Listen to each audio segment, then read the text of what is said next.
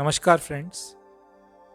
Hindustan petroleum, Indian oil corporation और Bharat petroleum ने साल 2023 के लिए petrol pump dealer application process start कर दी है। इसके लिए उन्होंने कई समाचार पत्रों में विज्ञापन निकाला है और लोगों से आवेदन देने के लिए कहा है।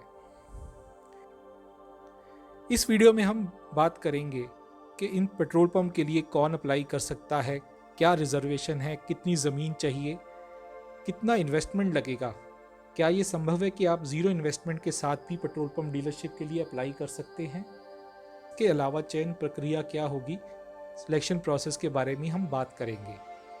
तो वीडियो को लास्ट तक ज़रूर देखें। सबसे पहले बात करते हैं एलिजिबिलिटी क्राइटेरिया की, यानी कौन अप्लाई कर सकता है। तो एलिजिबिलिटी इन्होंने डिफ़ाइन की है कि कोई भी सिटीज़न जो भारतीय नागरिक है, जिसके पास वैलिड पैन कार्ड है, जिस दिन वो अप्लाई कर रहा है उस दिन उसके पास वैलिड पैन कार्ड होना चाहिए। उम्र के लिहाज से उसकी उम्र 21 साल से ज़्यादा और 60 साल से कम होनी चाहिए। और एजुकेशनल क्वालिफ़िकेशन की बात करें तो कम से कम 10th पास होना ज़रूरी है। जिन लोगों के पास आर्म्ड फोर्सेस की तरफ से सर्टिफिकेट इशूड है जो 10th के इक्विवेलेंट है, तो वो भी मान्य होगा।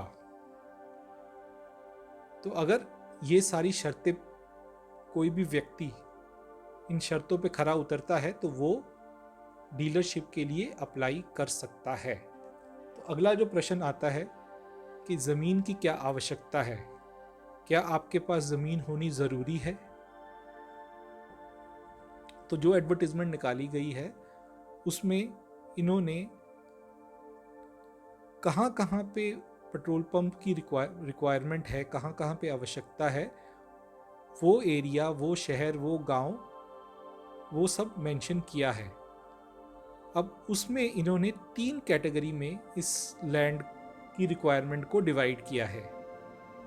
ग्रुप 1 में वो लोग आते हैं जिनके पास आज की तारीख में सूटेबल लैंड उस जगह पे है जहाँ पे इनको रिक्वायरमेंट है, जहाँ के लिए इन्होंने एडवर्टीजमेंट निकाली है। अब ये लैंड या ये ज़मीन चाहे तो आपकी अपनी है, अपनी मलकियत है, या उनके पास लॉन्ग टर्म लीज पे पड़ी है। लीज कम से कम 19 साल 11 महीने की होनी चाहिए। दूसरी कैटेगरी या ग्रुप 2 में वो लोग आते हैं जिनके पास आज की डेट में ज़मीन तो नहीं है, लेकिन उनके पास उन्होंने बात करके रखी है, उनके पास एक पक्की ऑफर है, और जब वो अगर उनको पेट्रोल पंप का आवंटन होगा तो वो 19 साल 11 महीने कम से कम की लीज पे वो ज़मीन ले पाएंगे जिसके ऊपर पेट्रोल पंप सेटअप होगा। तीसरी कैटेगरी में वो लोग आते हैं जिनके पास अपना लैंड नहीं है, लेकिन ये ग्रुप सिर्फ ST और ST की कैटेगरी के लिए रिजर्व्ड है। अगर रिजर्वेशन की बात करें तो रिजर्वेशन को 2 कैटेगरीज में बांटा गया है। अरुणाचल प्रदेश, मेघालय, नागालैंड और मिजोरम को छोड़ के बाकी राज्यों के लिए जो रिजर्वेशन है वो ऊपर टेबल A में दिखाई गई है, और इन 4 राज्यों के लिए जो भी रिजर्वेशन रहेगी वो नीचे टेबल B में दिखाई गई है।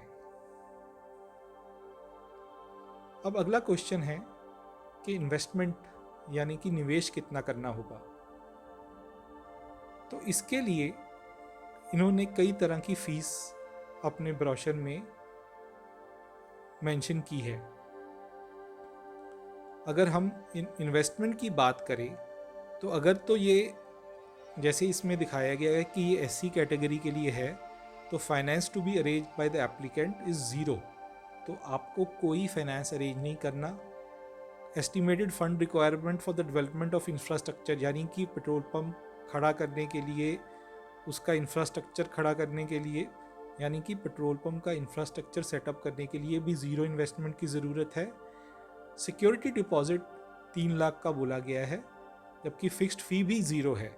तो SC ST कैटेगरी के लिए ये पॉसिबल है कि जो भी गवर्नमेंट की फैसिलिटीज़ या गवर्नमेंट के लोन्स मिलेंगे उसके ऊपर बिना कोई राशि लगाए, बिना कोई अपनी आप बिल्कुल ज़ीरो राशि के साथ अप्लाई कर सकते हैं। बिना कोई इन्वेस्टमेंट होते हुए अगर आप अप्लाई करना चाहते हैं तो आप अप्लाई कर सकते हैं। काफ़ी आर्थिक मदद ये ऑयल कॉरपोरेशंस और गवर्नमेंट के डिफरेंट बैंक्स करेंगे अगर आपको पेट्रोल पंप का आवंटन होता है।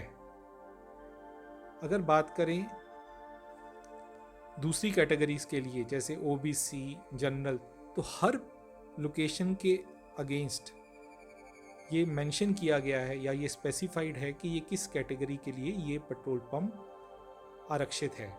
अगर ओपन की बात करें तो नंबर 4 पे जो फाइनेंस अरेंज करना है वो 32 लाख का इनिशियल इन्वेस्टमेंट है जो कैपिटल रनिंग कैपिटल चाहिए होगा। 12 लाख रुपए का इंफ्रास्ट्रक्चर डेवलपमेंट के लिए आपको अरेंज करना पड़ेगा। मिनिमम बिड अमाउंट 30 लाख का होगा और सिक्योरिटी 5 लाख की होगी। तो इस तरह अगर ये पेट्रोल पंप की रिक्वायरमेंट शहर में है, गांव में है, और उसके हिसाब से ही कितनी रिक्वायरमेंट का कितना फाइनेंस चाहिए वो हर पेट्रोल पंप के आगे स्पेसिफाइड है। फीस और इसके बाद एप्लीकेशन फ़ी और फिक्स्ड फ़ी की बात करें तो यहाँ पे जो रेगुलर रिटेल आउटलेट हैं जिनको रेगुलर आरओ कहा गया है और उसके लिए एक अलग फ़ीस है, हर कैटेगरी के लिए अलग फ़ीस बताई गई है जो कि 3,000 से 10,000 के बीच में है। और जो रूरल आउटलेट्स होंगे उनके लिए अलग एप्लीकेशन फ़ीस है जो कि 2,500 से 8,000 के बीच में वेरी करती है। इसके अलावा नॉन रिफंडेबल फिक्स्ड फ़ी और मिनिमम सिक्योरिटी फ़ी हर पेट्रोल पंप के लिए अलग से। अगर सिलेक्शन प्रोसेस की बात करें या चयन प्रक्रिया की बात करें तो सिलेक्शन 2 तरीके से हो रही है। एक ड्रॉ ऑफ लॉट्स जिसमें भी जितने भी एलिजिबल कैंडिडेट्स अप्लाई करेंगे उनमें से पर्ची निकालकर तय किया जाएगा कि पेट्रोल पंप का आवंटन किसको होगा। दूसरा है बिडिंग, यानी जो सबसे ऊंची बोली लगाएगा पेट्रोल पंप की साइट का आवंटन उसको किया जाएगा। अब अगर कुछ ज़रूरी बातों का ध्यान रखें तो इसमें www.petrolpumpdealerchain.in वेबसाइट पे आपको सारी डिटेल्स मिल जाएंगी। ब्रोशर भी वहीं पे अवेलेबल है और आप इस साइट पे जाकर अपने राज्य के लिए कौन कौन से पेट्रोल पंप कौन कौन सी कंपनी ने एडवर्टाइज़ किए हैं आप वो देख सकते हैं और उनके अगेंस्ट आप अप्लाई कर सकते हैं। ये मेंशन्ड है, आपको देखना होगा कि आपके पेट्रोल पंप पे कौन सा एप्लीकेबल है।